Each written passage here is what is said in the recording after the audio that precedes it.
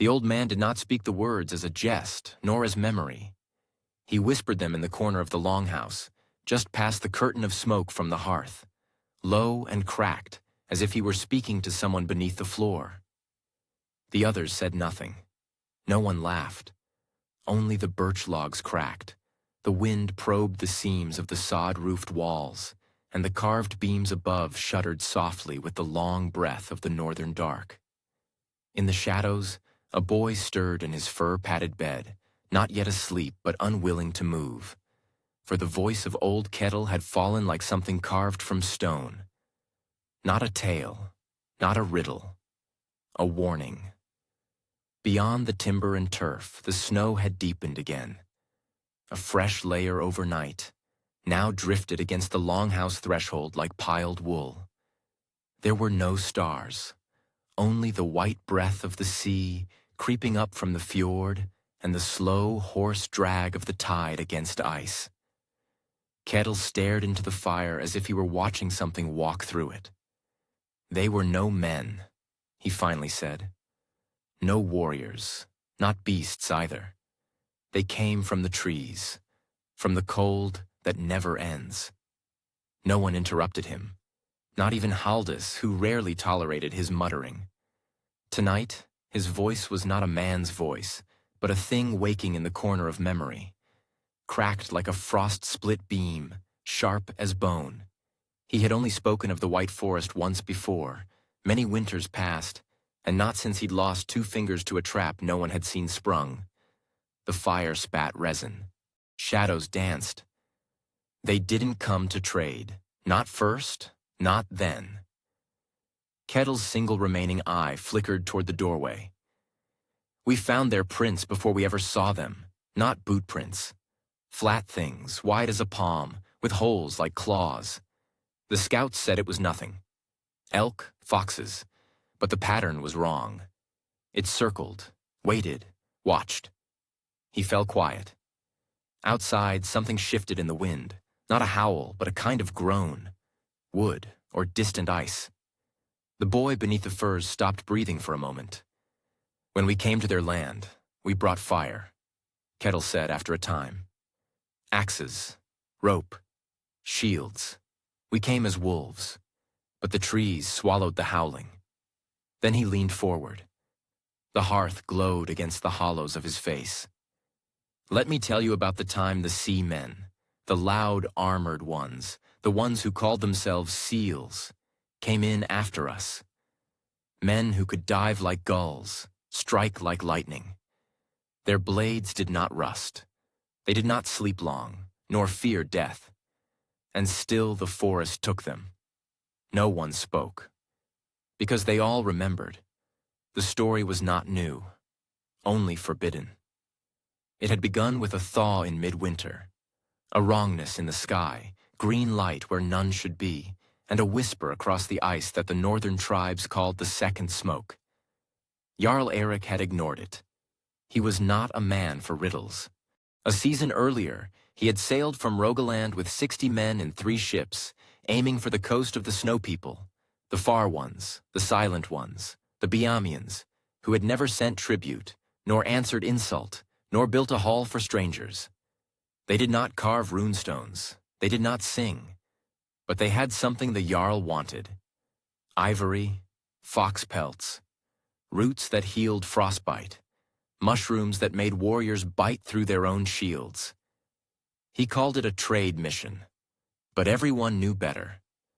The forest had no name, not on their maps, not in the sagas. Only old names passed through the mouths of dying thralls. The bonewood, the forest with ears, the place where flesh goes silent. It was the scouts who went first. They wore cloaks of wolf fur and had eyes like hawks. Good men, 3 of them. 2 returned. Skard, the younger, would not speak.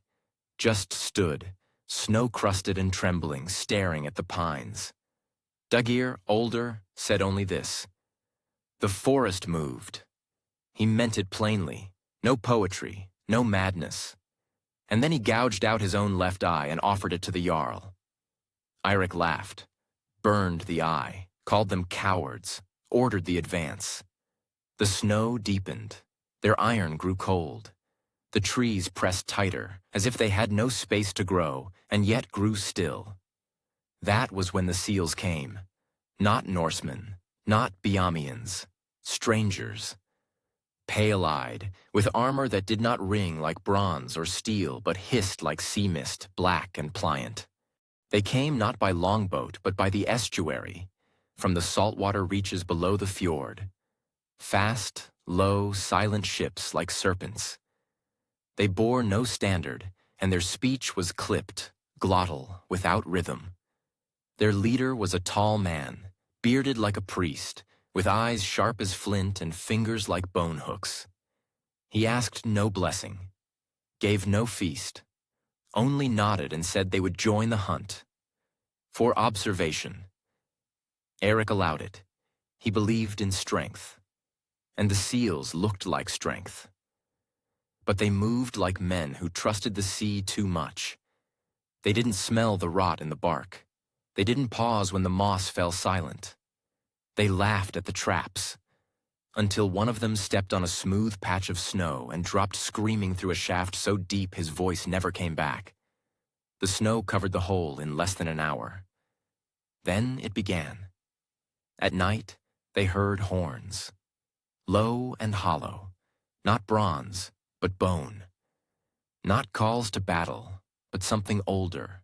Not warnings, not prayers, announcements. The kind made by those who do not need to hide. The seals formed perimeters, drove poles into the ground, built shelters of taut fabric and sealed their food in tin. The Norse watched with quiet awe, but the trees still closed in, and when the sun fell behind the glacier, it stayed gone for 3 days. No raids, no drums, just silence. The kind of silence that rides the back of breath. That bleeds into the gaps between thoughts. The Jarl tried to keep the fires burning. They fed it with birch and lichen and, eventually, with carved shields and broken crates. But the trees gave no heat. The snow never melted. Then men began to vanish, one at a time, always near the edges, always quietly. Sometimes a handprint would remain, pressed into the bark, not made by fingers, but by something flatter, wider, the size of a woman's hand, but with too many joints. The seals grew angry, not afraid, not yet. They widened their patrols, deployed lenses, beams of red light, ropes that could hear footsteps. They even caught something once, a figure wrapped in white, smaller than a man, moving across the snow without breaking its surface. They tied it to a pole and unwrapped it. Inside was a deer skull, painted with soot, filled with frozen berries and thin reeds. No blood, no flesh, just the image of a woman's mouth carved into the bone, smiling. The Jarl wanted to burn it. The seals took it back to their camp. That night, the forest made no sound. The next morning, their camp was empty. Not destroyed, not looted, just gone. Every trace, every blade, every fabric, every step erased, as if they had never been. But one of them was found, naked, kneeling, eyes still open. No wounds, no bruises, no frostbite. Mouth sewn shut with a thread of sinew. Across his chest, smeared in blood and ash, a single rune. A Ansus, the god rune, for Odin, for voice, for breath. But the man no longer breathed. And that's when the Jarl broke. He sent out fire ships, burned the forest edge, screamed at the gods, slew one of his own men for speaking a prayer too loudly. But the forest did not come. It only watched, because it could afford to wait. Kettles stirred by the hearth. The boy in the shadows held his breath. The wind outside had changed.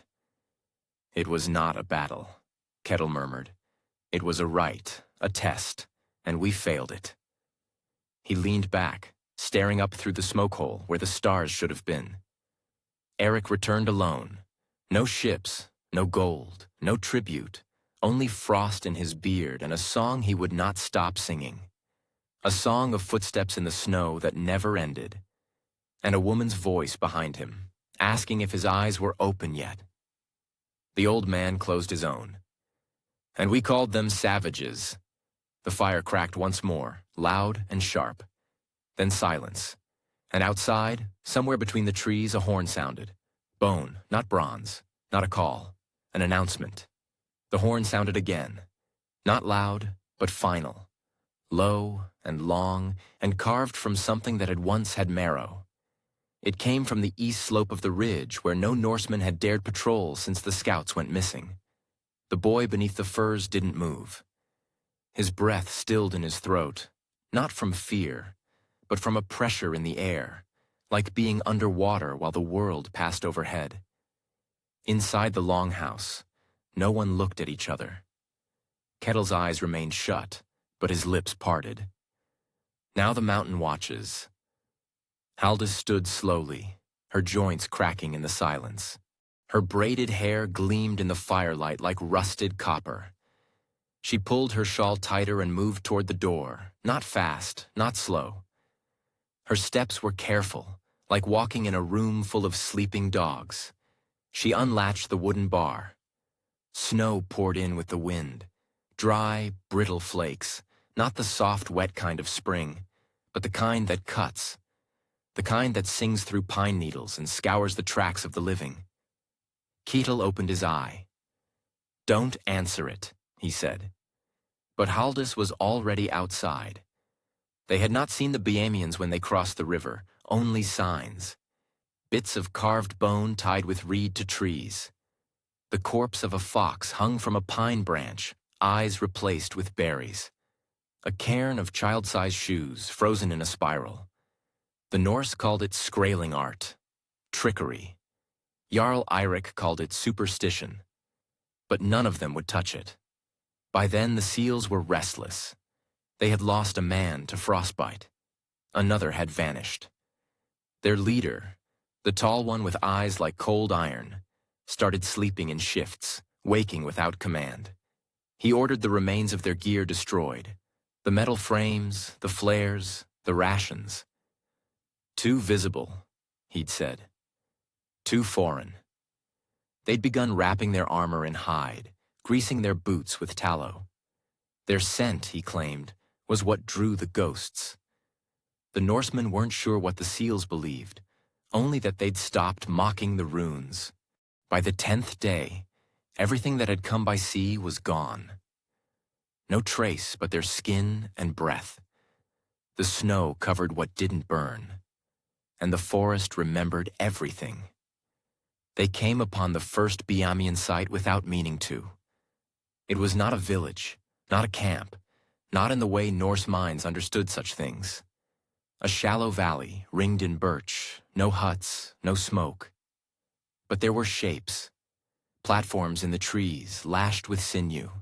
Hides strung high between trunks, fluttering with fingerbone charms. At the base of a snow mound, a carved wooden figure. A woman, mouth painted with red clay, standing over a hollow. A body lay inside. Not dead, not alive. Wrapped in white fur, with eyes sewn shut. Breathing, but shallow, as if dreaming something it couldn't wake from. A girl, maybe 12 winters old. Her mouth moved faintly. Lips cracked, no sound, but her limbs did not twitch. No ropes held her. She simply did not rise. Jarl Eirik drew his axe. "No," said the seal leader. "Why?" the Jarl snapped. "It's their spawn, a witchling." "She's bait," the seal said flatly. The wind shifted. The forest was quiet. And then the child exhaled a single breath that smelled of bloodroot and pine sap. Thick, herb-heavy, unnatural. Eric stepped back. The Norsemen watched as the seals formed a loose circle, eyes out, weapons low. They didn't speak. They moved like animals trained too long in cages. The seal leader knelt beside the girl and touched her throat with the back of his glove. Then he did something strange. He placed a flint knife across her chest, not cutting, just leaving it there. Flat. A gesture.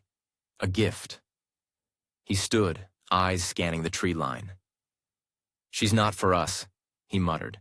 "They're watching, marking who draws first blood." Eric scoffed, but said nothing. His men followed. No one touched the girl. Even as they passed, her breath steamed up like incense, slow and rhythmic. Not sleep, not spell, but a kind of breathing too perfect to belong to the living. That night, one of the seals screamed in his sleep. Not loud, but loud enough to be wrong. He'd woken with a handprint on his neck, not bruised, inked in ash. And around him, the snow bore no tracks. The Jarl doubled the watch, but the fire would not catch. Days stretched like taut hide. The Norsemen did not eat hot food. There was no game, no root, no bird in the trees. Even the mice were silent. What they did eat came from what the seals shared, dried slabs of something tough and bitter, coated in salt, not from the fjord. It kept the men upright, but it stripped the joy from their mouths. The weather shifted. Not warmer. Stranger. The snow was no longer snow. It was grainy, ashy, touched with a blue that glowed faintly at night. And the trees no longer creaked. They hummed. One evening, as the last pale light bled through the mist, they found another structure, not made by axe or adze. Hollowed earth hidden beneath a fur-covered overhang, dug with antler and bone. Inside, warmth, dryness, smoke without fire. A fire pit ringed in fish bones and feather. Shelves carved directly into the frozen dirt, lined with bundles of herbs, yarrow, tansy, spruce tips, boneset, still green, preserved by cold and knowledge. But the strangest part was the walls. They were painted, not with images, with hands, dozens of them, black handprints, some with fingers splayed, some closed, one without a thumb, some high near the roof, some small, barely bigger than a raven's claw, all reaching inward. The seal leader did not enter. He stood at the mouth, breathing shallowly, eyes narrowed. "It's not a shelter," he said. "It's a memory." One of the younger Norsemen stepped in and touched a print. He blinked, then began to weep. No noise. Just tears running down his face like ice melt. He couldn't explain it. He wasn't ashamed. Just wept. The Jarl burned the place before nightfall, ordered no one to speak of it. The next morning, they found the Jarl's boots filled with snow. He had not left the tent. There were no openings. And inside the snow, pressed perfectly, a single bare footprint. Small, narrow, deep. Not a man's. By the 14th day, the Norsemen began to talk of mutiny. Not aloud, not near the Jarl, but in looks, in glances, in the way hands hovered near blades when backs were turned. But the seals held their formation. Not afraid, not hungry, not unraveling like the others. They still moved like predators, but the edge was dulling. One of them began to twitch. Another kept wiping his eyes as if brushing off spiders. Their leader started carving small lines in his forearm. Neat, even, spaced. Not deep, not bloody, but counting something. Then they saw the women. It was not a battle. It was not a meeting. It was a dance. They emerged from the tree line without sound. 8 of them, draped in snow-colored robes, fox pelts tied at their waists, faces painted white with lines of red across the lips, eyes black with soot. Each wore a crown of woven branches, tipped with feathers, claws, and curved bits of polished horn. They circled the Norse camp, never speaking, never touching a weapon. The seals stood still. The Norsemen froze. Even the Jarl went quiet. The women moved in a spiral, inwards, then out, as if measuring, as if shaping a space with their steps. And in the center they left a bundle of bones, not human. Something four-legged, horned, with its jaw tied shut. Then they vanished back into the trees. No words, no demands, just presence. That night, the seal leader removed his cloak and sat naked in the snow for an hour, eyes closed, fingers splayed in his lap. When he rose, his skin was blue, but his eyes burned with something Kettle would later call fire without fire. He began sleeping with his head against the earth. The boy beneath the firs in the longhouse finally stirred. Outside, Haldis had not returned. Kettle stood. His joints ached. His body was thin as driftwood. But his eye, that one eye, saw something in the fire. He stepped toward the door. The horn had not sounded again, but the wind smelled of yarrow and boneset. He opened the door. Snow blew in. A single feather drifted down. It was black, split at the tip. Not from any bird that flew. Kettle looked toward the trees where no light shone. He did not speak, did not call for Haldis, did not raise alarm. He only whispered, "She's begun the spiral." The wind circled the longhouse like a spirit too old to remember its own name. Inside, the fire dimmed.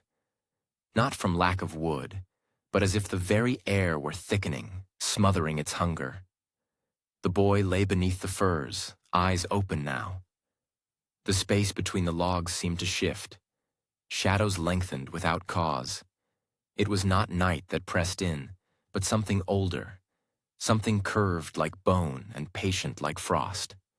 Still he did not cry out. In this house, even fear had a proper place. Kettle stood motionless by the open door. Snow hissed at his feet. No Haldis. Only the line of her footsteps in the snow, leading away from the threshold toward the tree line. And beside them, a second trail. Not footsteps. A series of flat, wide imprints, even measured, smooth across the top. No heel, no toe. As if a creature had glided instead of walked. The marks did not sink. They floated on the snow's crust as though weightless. Kettle stepped out. The door shut behind him without touch. The forest did not sleep. It only withdrew. A mile east of the camp, beneath a rise where the pines bent inward and the snow lay bluish with shadow, Jarl Eirik sat alone.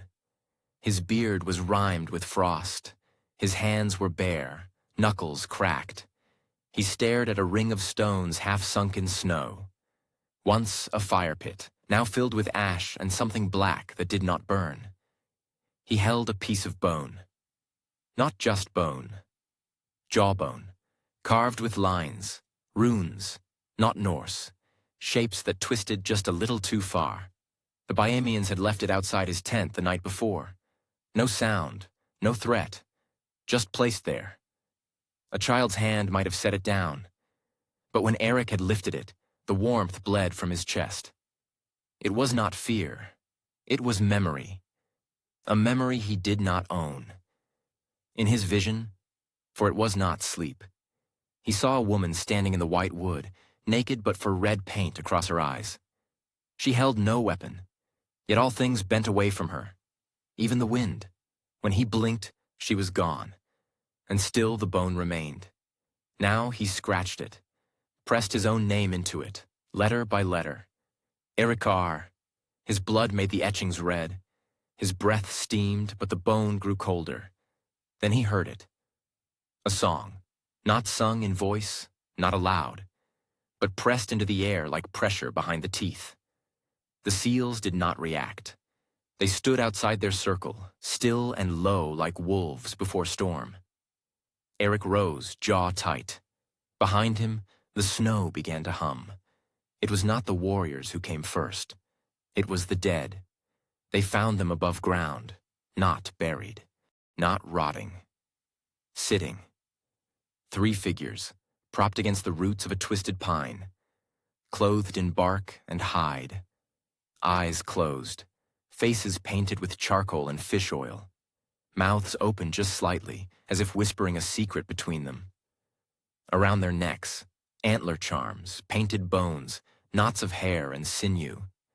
They were men once, but their skin was dried, tanned like hide, blackened at the joints. A kind of mummification, but not one the Norse understood. Ketil had never seen the like. The seals didn't touch them. One of the Norsemen, Arni, a shipwright from Sogn, tried to pry a charm from one neck. He collapsed a moment later.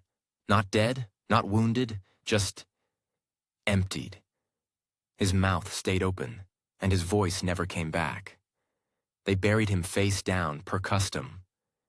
The seal leader stood over the mummified figures for a long time. He said only, "Guardians," then marked a line in the snow with his blade and ordered no one to cross it. No one disobeyed. Further north, they came to a clearing shaped like a bowl, ringed in cedar and still. Not a bird, not a squirrel. No wind, just cold and the lingering smell of pine ash and tallow. In the center, a platform of bark and snow 3 spans wide.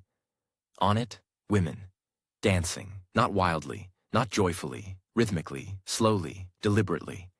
Arms wide, hands turned skyward, feet brushing the snow like breath. Each step a symbol, each movement like a word carved into ice. Their eyes were closed, but they saw everything. One of them was old, her face wrinkled and inked with spirals across the cheeks, the same pattern seen on sealskin drums in the Sami lands far to the east. Her hair was plaited with small bones and teeth. Around her neck hung a necklace made of flattened copper discs and carved amber. She did not move. She stood in the center, arms down, breath visible, and burning white. When the Norseman approached the rim of the bowl, she opened her eyes. They were white, not blind, full, like polished ivory. One of the seals raised his weapon. The old woman smiled. The seal froze. His feet did not move, nor his hands nor his face. He simply stopped, fell forward, dead, no mark, no sound, just still. The seal leader turned to the Jarl. His voice was calm, but final. "Leave, now." Eric's jaw clenched. His voice was raw. "We came for trade, tribute, something in return for the blood of our scouts." The seal's gaze did not shift. "You were told. The forest marks, not negotiates." But Eric stepped into the bowl, and the dance stopped. The wind rose. The old woman raised her hand. From beneath the snow, a horn sounded. But this time, it did not echo. It filled the bones. It stole the breath. And from the trees came the Biamians. Not charging, walking, dozens. Men and women, faces painted in alternating lines of black and white. Some wore masks of wood, others veils of fur. Their weapons were crude, but quiet. Bone spears, slings, clubs tipped with flint. And all of them moved in silence. Except the one. She wore no mask. Her skin was pale and freckled, her lips red with crushed berries. Her hair was braided into 6 strands, knotted with feathers. She bore no weapon. She walked directly to Eirik. He did not raise his axe. He did not speak. She stood an arm's length from him and placed one hand on his chest. Not a blow, a mark. And Eirik, Jarl of Rogaland, breaker of raids, son of Skallagrim the Grey, fell to his knees. Not from pain, from understanding. And when he looked up, he wept. Not like Arni had, not with shame, but with memory, as if he had finally remembered the name of something he had buried long ago. And she whispered a single word. It was not Norse, but it meant, go. Ketil followed Haldis's trail through the snow. The marks grew narrower, fainter, less like steps, more like decisions. He moved without torch. The trees were close now, pressed inwards. The air no longer moved, and in his ears, a sound, low and rhythmic, the same shape as breath, but without source. Ahead, a flicker, not fire, not flame, a shimmer in the snow, and Haldis. She stood still, barefoot, cloak dropped to the earth, eyes closed. Before her, a woman.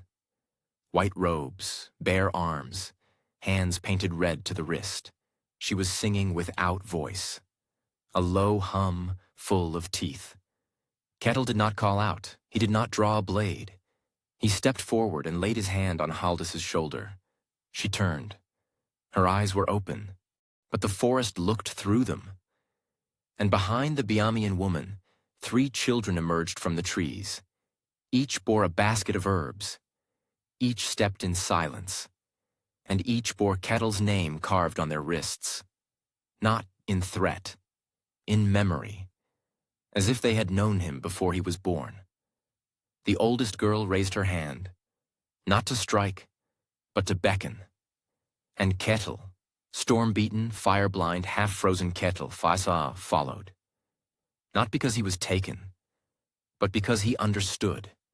There were no prisoners in this forest, only those who listened, and those who broke. The snow no longer crunched underfoot. It whispered.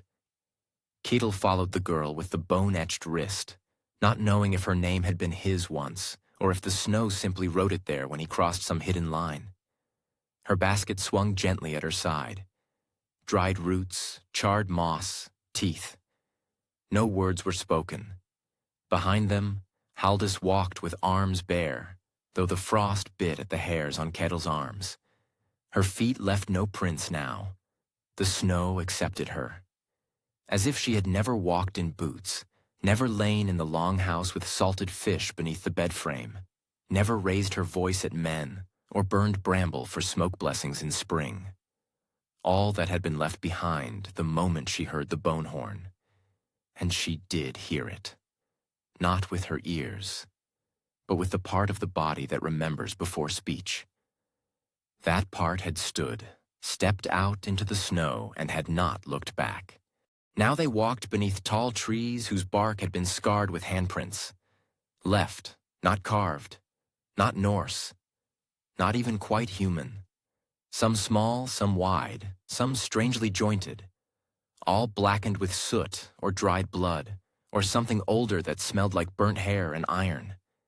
Above them, a platform rose in the branches, not visible at first, but suddenly there.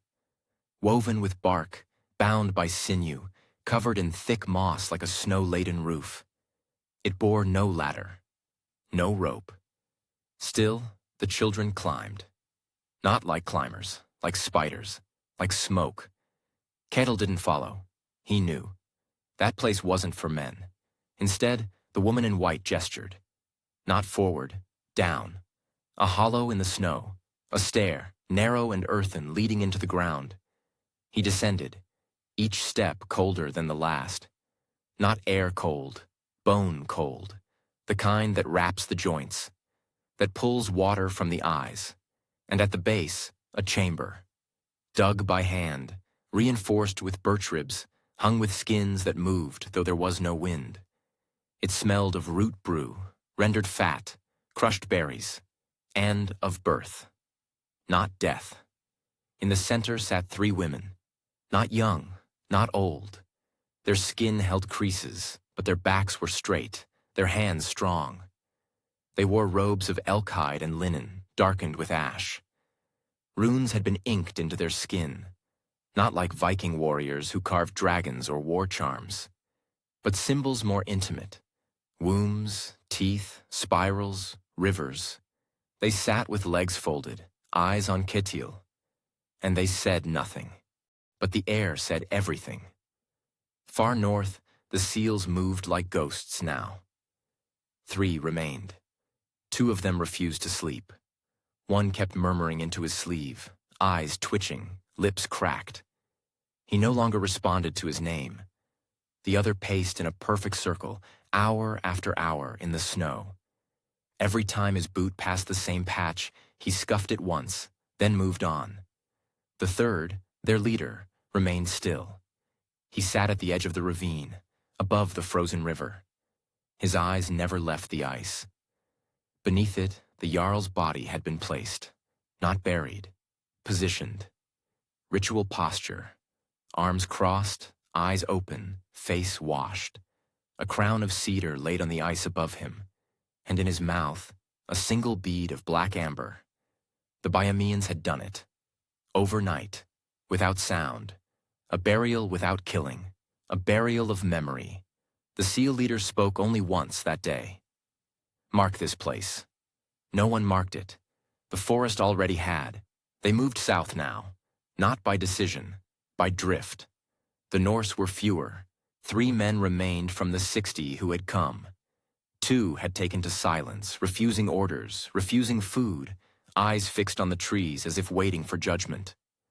1 had carved runes into his arms, not spells of power, but questions. Where's the shore? Who is the hunter? What sees in the cold? Only 1 still spoke. A man called Bjarn, the oldest aside from Ketil. A weaver once, not a warrior. He began to sing when he walked, not loudly, under his breath. But it was a Biamian song. No one had taught him. He simply knew it. The seals said nothing. By now, even they understood that the forest was not a place you survived. It was a place that showed you what you had brought and what you would leave behind. In the chamber beneath the earth, Ketil listened. The 3 women had not spoken, but the fire between them, if it was fire, pulsed, not with flame, with heat. It throbbed like a womb, like a lung, casting faint shadows that moved of their own accord. 1 woman picked up a carved mask from her lap. It was made of bone. A deer's jaw turned sideways, with tiny holes where eyes might have looked. Red paint around the edge. Raven feathers tied at the crown. She placed it gently in front of Ketil. Then she lifted her hand and pressed 3 fingers to her own lips, and then to his. A benediction, a warning, a seal. He took the mask, did not place it on his face, just held it. And suddenly, Ketil remembered the dream. The old one. From when he had been a boy, fevered, lungs full of smoke from bad peat. A woman had come then too. Painted, pale, without voice. She had placed a carved object in his hands and whispered nothing. He had never told anyone. Now he knew the shape of it. It had always been the mask. He stood. The women closed their eyes, and the way out opened behind him. Not with light, with cold. He stepped back into the world. The snow no longer stung. It welcomed. That night, the Norse and the seals made camp near a crescent rock formation, a place marked with antler shards and loops of braided hide. No animals came. No wind moved. Bjarn laid his back against the stone and began humming again. The seals watched the tree line. And that was when the fog came. Not mist, not smoke, a fog with weight, with memory. It poured in through the trees like breath, and with it drums, not struck, pulled, not rhythm, pulse, 1, 2, 1, 3, silence. The fog thickened, shapes moved, not warriors, dancers, not charging, spiraling. 1 seal stood and backed away. His leg caught a snare, a line whipped up and his foot was gone, not cut, removed. The blood froze before it hit the ground. He did not scream. He simply lay down and closed his eyes. The 2nd seal broke formation. He ran, not far, 10 paces. Then he vanished, not behind a tree, not into snow, gone. Only his breath remained, a single curl of frost hanging in the air for just a second too long. The leader stood alone. Fog licked at his boots. Drums still sounded. Shapes closed in. He did not draw his blade. He lowered it, placed it in the snow, raised his hands, and the fog parted. 1 woman stepped through. White paint, black mouth, feathers in her braid. She placed her hand on his shoulder, then pointed to the ravine. He nodded and followed. In the longhouse, the boy finally rose from his furs. He went to the door, opened it. No wind, only snow, and a single pair of prints walking away. Small, flat, too many joints. He stepped into them, one by one, and did not look back. Ketil returned to the place where the river froze over the Jarl. The crown was gone. In its place, a carved plank of alder wood tied with reed. On it, in runes, the ones who leave silence behind. He placed the bone mask on the ice. It did not sink, did not crack, just stayed, waiting. For the next name. The stars did not return that night. Only the frost deepened. Not in temperature, but in weight.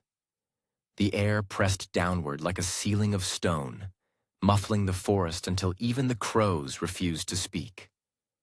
Trees stood still as sentinels, limbs hunched in thick rime, their needles frozen into silence. The land held its breath, and in that stillness, the forest remembered. Ketil stood on the frozen edge of the ravine, where the alder plank marked the Jarl's resting place. The carved words stared back at him without pride, without mourning. They weren't for men. They were for the woods. A signal, not a monument. The boy had not returned. Nor had Haldis, nor the seals. The last Norseman, Bjarn, hadn't spoken since the fog. He now lay curled under a slab of birch bark, face turned to the ground, humming only when the wind moved. The tune had lost its melody, now more breath than song. Ketil no longer counted the days. Time had gone quiet here. Instead, he watched the snow and listened for horns. But none came. Just once, in the night, a series of low thumps like someone stamping their feet far off. Except it had rhythm. 1, 3, silence. 1, 2, silence. Then nothing. When he woke, Bjarn was gone. No prints, no blood. Only the birch bark, folded precisely, like the lid of a grave. Inside, a single bead of black amber. It was late when Ketil returned to the path they had once cleared with axes and torches. The snow had reclaimed it. Trees had closed over the churned mud. Not fast, not wild, but clean, as if memory was being smoothed flat. He walked until his knees ached, until the leather of his boots cracked and his fingers lost feeling. He ate dried root pulled from the lining of his coat. He chewed birch bark, melted snow in his mouth until it numbed his teeth. But still he walked, because no man would come for him, and no man would mark the place where he stopped. That was not how the forest worked. He followed a fox trail, not for prey, but for guidance. Foxes in these parts didn't behave like foxes elsewhere. They weren't afraid of flame. They left their dead facing west, and their urine smelled of juniper. At dusk, the trail broke open to a ridge. Below it, the smoke of fire. But not Norse fire, not yellow. Green, fat smoke. Thick, slow-burning, heavy with pine resin and herbs that Ketil couldn't name, but which stirred something in his gut. A memory of childbirth, of grave tending, of being on one's knees before something vast. He approached, slow, carefully. No sword, no voice. And the Byamians did not hide. They sat in a wide circle, their backs to the snow, their faces to the fire. 30, at least. Men, women, children, some masked, some not. No weapons drawn, only tools laid flat on the snow. Adzes, flint knives, bone hammers, reed baskets. In the center of the fire sat an elder. Not a man, not quite a woman.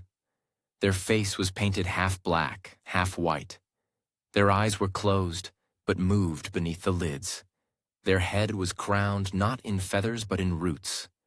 Live roots, bound into a lattice, still wet, still twitching. When Ketil entered the ring, none rose, none pointed, none barred him. The elder opened their eyes and looked through him. He fell to one knee, not from weakness, from understanding. Not obedience, not surrender, recognition. The elder spoke, but not in Norse, and not in words. They opened their palm. In it, a stone, smooth, flat, red-veined. They placed it on the snow.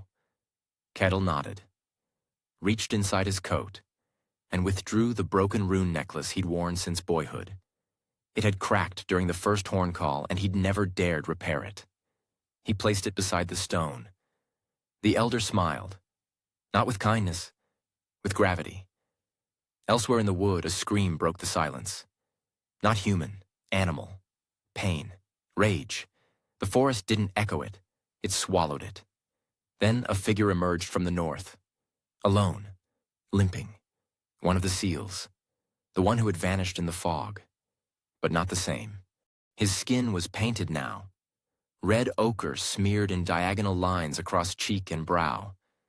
His boots were gone. His hands bore soot from bone fires. Around his waist, a belt made from woven reeds and teeth. He walked as if following a pattern he could no longer name. When he saw Kettle, he stopped. His eyes were empty, but he knelt beside the elder. The elder placed a hand on his head, then turned to the fire and sang, not a song with melody, a shape, a movement in sound, a memory made into heat. And one by one, the Biamians joined in, not loudly, just breath and ash. Kettle understood none of the words, but he knew the meaning. The forest was marking the day. Something had ended, and something else had awakened. That night, Kettle slept beside the fire. His dreams came thick, black, full of fog and blood and curved bone masks. He saw a house with no walls, only hands reaching upward. He saw a woman kneeling by a still river, scooping ice with bare hands and placing it on a man's chest. He saw Halldis standing at the base of a pine, her eyes wide, her stomach round with child, and her hair tied with raven feathers. And he heard the sound of drums, not beaten, but struck from within his chest, where no hand had touched. He woke before dawn. The fire was out, the circle was gone. Only the bead of amber remained. And beside it, the fox from the ridge. Watching him, not moving. It turned and walked south. He followed. By midday, the snow began to thin. Not vanish, soften. Wind returned. Birdsong, faint, tremulous, leaked through the boughs. He smelled wet bark, the promise of melt. He reached a ridge, and there, in the valley below, boats, longships, black-hulled, ice-fringed, waiting at the edge of the fjord. No men, just sails, furled, as if they had never been taken, only left. And beside them, on the shore, footprints. Norse. He followed them down, found a satchel of tools, an axe with a cracked haft, a net still folded, a tunic laid neatly beside a fire pit not yet lit. But no body, only a single runestone shaped crudely. On it, scratched in Biamian symbols. They came to trade and left their names. Kettle sat, and for the first time in many nights, he cried. Not from sorrow, not from loss, from return. He looked at the sea. It was calm, flat. The tide had turned. He would not sail, not now, maybe not ever. He would stay, to tend the masks, to answer the drums, to remember the name he had once carried, and the one the forest had given him. The tide pulled softly at the hulls. Kettle sat by the shore, knees drawn close, the wind lifting strands of his silver hair as if searching for something still alive beneath the skin. No sails rose, no oars moved. The longships waited, cradled in the brackish foam where sea met snow, not claimed by salt, not broken by ice. They simply remained, like bones too sacred to burn. Behind him, the forest loomed, but it no longer watched. It remembered. The storm had passed, not of weather, but of fate. And now, the white forest exhaled. Not peace, not mercy, only release. Kettle's hands shook as he reached into the fireless pit, turning over charred stones. Beneath them, still warm, lay a scrap of fur and a ring of woven grass. Biamian craft, tied not to hold, but to mark. A symbol left not for him, but for the gods who listened through silence. He placed it gently on the embers. then rose. Further north, past the edge of the fjord, where the snow had begun to melt in narrow rivulets across the moss-slick rocks, Halldis knelt in a circle of standing stones, not carved, not raised, grown. The trunks had not been felled or planted, only shaped by unseen hands over seasons uncounted. Bowed inward, bark stripped in spirals, roots braided into loops. At their center, the earth was soft, peat dark, steaming with the scent of clay and bitterleaf. She placed both palms flat to the ground, not in supplication, in witness. A woman stood behind her, barefoot, wrists streaked with ash. Her voice hummed, deep and steady, mouth closed. The sound came from the ribs, from the marrow, from the thing that women carried before names. The thing passed from womb to womb through dream and blood. Two more women stood to the sides, one with a pelt of Arctic fox around her shoulders, one with a necklace of carved fish bones. Neither moved. Halldis breathed slowly, then exhaled, and the ground answered. A wet breath, a rising warmth, a shiver of leafless root. And she felt the life inside her stir. Not child, memory. Somewhere in the lowlands, a raven took flight. Black wings struck against pine needle air, scattering frost. It circled once, twice, and then darted inland, over old campsites, over twisted traps, over the bones of those who would not be named. Below, the forest held new patterns. Where once torches had burned through snow, now moss crept back, slow and sure. Where blood had spilled in spirals, green shoots broke through the crust. And in a hollow of stone, two masks lay side by side. One carved of bone, red-painted and cracked, the other fashioned from bent pine and soot. They faced one another, unworn, and between them, a braid of gray hair tied with sinew. Farther still, on the ice shelf beyond the eastern ridge, the last of the seals opened his eyes. He did not rise. The cold no longer pierced his skin. The hunger had passed like fever. The ache behind his eyes, once constant, had gone quiet. He sat cross-legged, hands on knees. The snow beneath him bore no print, because he no longer pressed the world. His breath came even, his shoulders loose. He had not spoken in 3 nights. Words were not the shape of this place. Instead, he listened, not for enemies, for rhythm. The breathing of the trees, the creak of frost through bark, the heartbeat of the forest, pulsing in a meter older than sound. He had been a hunter. He had become the watched. And now, finally, he was neither. He was simply among. A shadow passed overhead. Not threat. Acknowledgement. The raven. It circled, then dropped a single item at his feet. A seal's tooth, blackened with age, hole bored through the center. He took it, threaded it onto the woven strand of bark around his neck, and waited. In a grove south of the great ridge, where the sap bled red and the light was strange, pale green at dawn, amber at dusk, a gathering formed. Men and women, children, painted, masked, unmasked. They brought no weapons, only bundles, dried fish, crushed pine bark, wolf fangs in string, polished stones.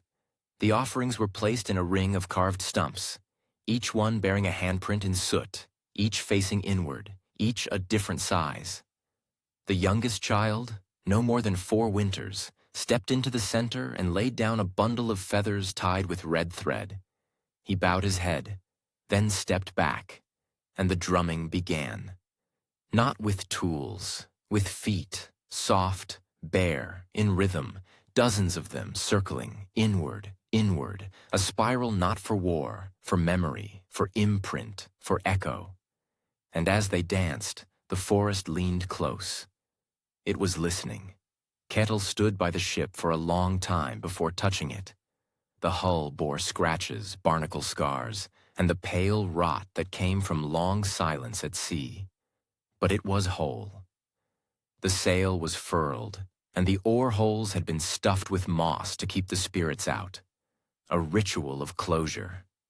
He ran his fingers across the runes carved along the strake. His own hands' work, from long ago. Their meaning had faded. Not from erosion, but from shift. He no longer needed them. He would not sail, not to trade, not to raid, not even to tell. He turned from the ship, faced the land, and began walking, not toward home, toward the grove, the fireless pit, the frozen handprint tree, the places where silence had once screamed and now only breathed. He would tend them. He would watch. He would remember. And in time, others would come. Not men, children, pregnant women, old ones wrapped in pelts, eyes blind with snowlight. They would not come as invaders. They would not build halls. They would kneel by the cairns and place bundles, and they would hear the drums. Generations passed, names changed, the sea rose and fell. But in the white forest, they still told of a place beyond the fjords, where the ice burned from beneath and the trees grew in spirals, where mothers birthed in silence, guarded by wolves, where warriors went unarmed into the dark and returned with red eyes and no fear, and where the wind carried not songs, but memory, etched in bone and bark and ash.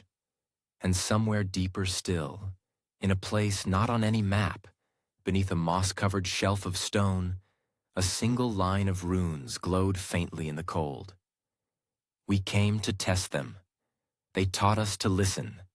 And above those words hung two masks, one red, one black, turning gently in the breathless dark, forever watching, forever waiting, never forgotten. Because what happens when seals meet Vikings was never about blood. It was about who survives the silence, and who answers when the forest calls.